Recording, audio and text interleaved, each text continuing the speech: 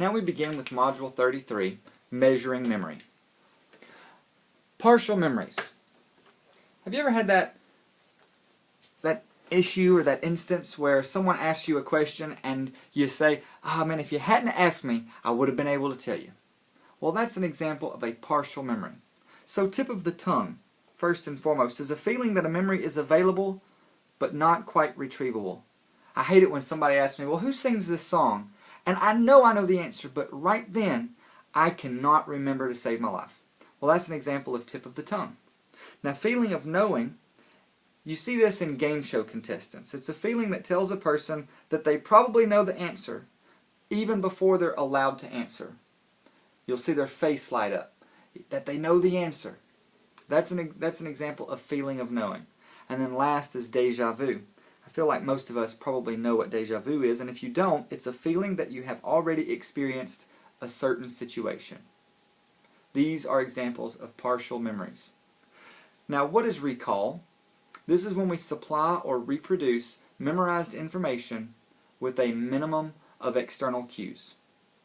So, when someone asks you a question and you're able to give an answer, you have recalled that information. But if someone asks you a question and you have to have hints, well, then you're having difficulty recalling that information. Now, serial position effect is simply a tendency to make the most errors when you're remembering information in the middle items of a list. So let's look at the next slide. So if I've given you maybe a list of 10 things to remember, you're probably going to remember the first and maybe the last couple, but it's the ones in the middle that you oftentimes forget.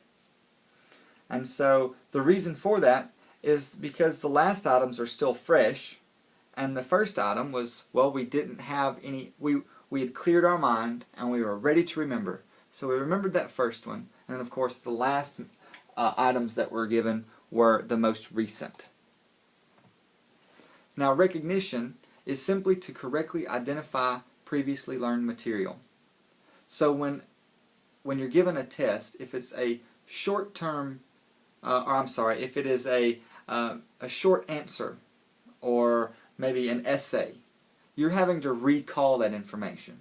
But if it's a multiple choice test, then you're not necessarily having to recall it as much as you are having to recognize and to correctly identify the correct answer.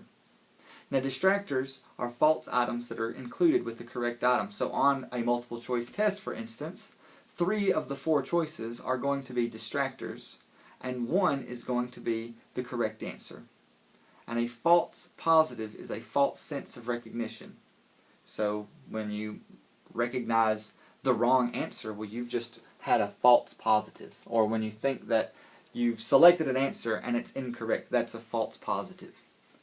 Now, relearning information is a very simple idea, and it simply says that learning something again, when we learn something again that we've already learned before.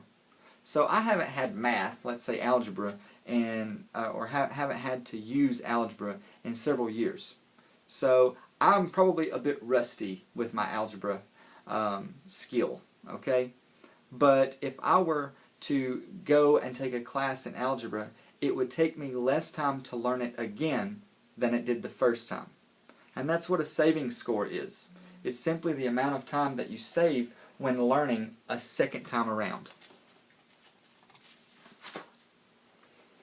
So here we have explicit and implicit memories. Explicit memory is a memory that a person is aware of having when they are able to consciously retrieve that information. An example of explicit memory would be, who sang that song? Or, what did you have for lunch last week? You can consciously think about that and retrieve that information. An implicit memory, on the other hand, is a memory that a person does not know exists. So if I were to tell you, or ask you, can you type pretty well? Most of you would say yes, but would you be able to label each key on the keyboard? I know that I couldn't, but once my hands are there, I'm able to type really well. That's an example of an implicit memory. And priming is simply the idea that we are able to activate hidden memories. So when you prompt someone for the correct answer, it simply means that you're giving them hints.